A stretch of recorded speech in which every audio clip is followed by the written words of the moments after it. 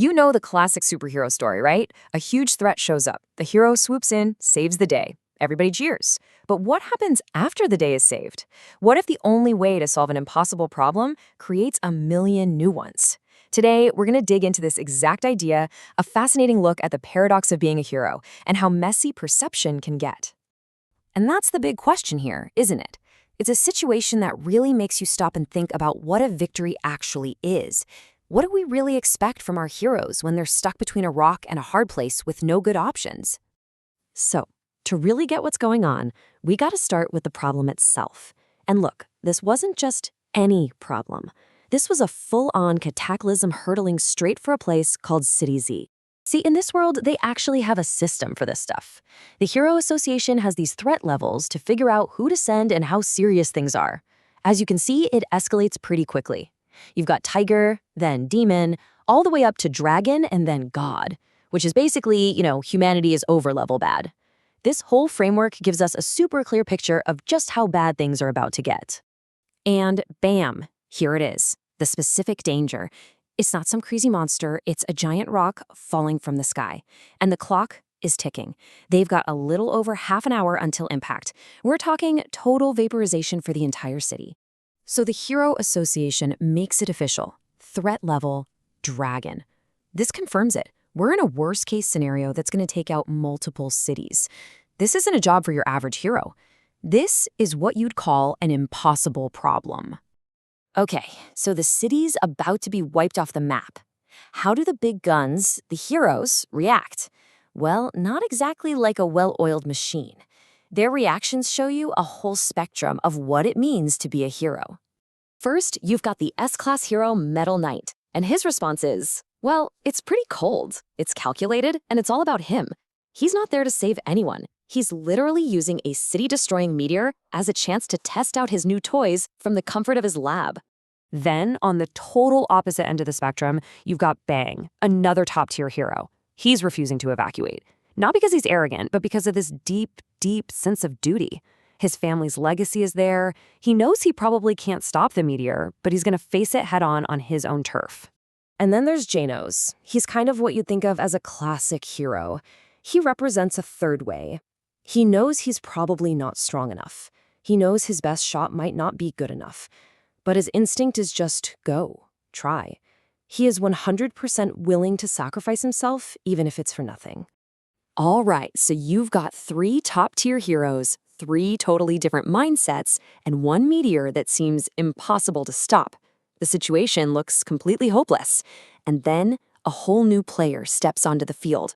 Saitama arrives. There's no fancy speech, no complicated plan, just a simple, stubborn statement.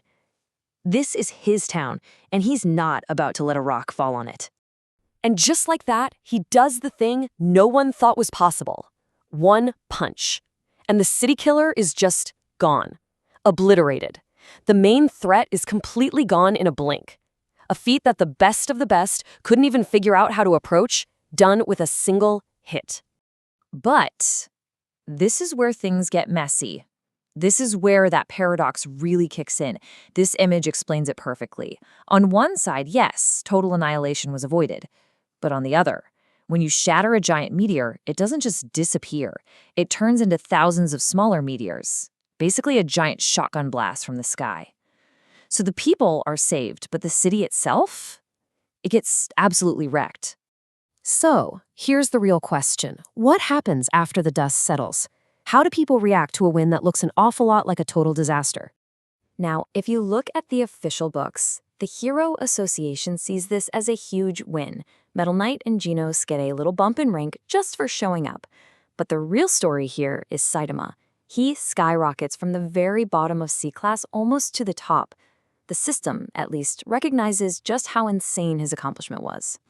I mean, look at that number, plus 337. That kind of jump just doesn't happen. It's a clear signal to anyone looking at the paperwork that something absolutely legendary just went down. From an official standpoint, this was a massive success. But what the official records say, and what the people on the street are saying, 2 very different things. This is the first thing Saitama hears. Not a thank you, not a you saved us. Just an accusation from another hero, twisting what he did into an act of vandalism. And the crowd just piles on. They're not seeing the fact that they're still alive. All they see are their ruined apartments, and they start telling themselves this fantasy, right? That the other heroes could have done it better, done it cleaner, completely forgetting that those same heroes basically said it was a lost cause. It gets personal, fast. He's not a savior anymore. He's the bad guy who's responsible for all their problems. The entire narrative has been flipped on its head. He's not the hero who stopped the apocalypse. He's the guy who wrecked their town. So, how do you react to that? You perform a miracle, and in return, you get crucified by the very people you saved. This really gets to the heart of the whole thing. It really makes you wonder, right? If saving the world just means everyone's gonna hate your guts for it, why would you even do it? What could possibly be the motivation to take that deal?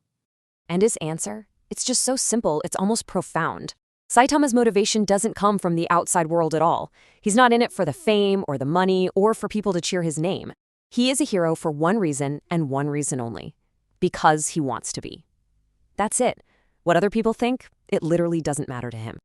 And that's really what this all boils down to, leaving us with one last thing to think about.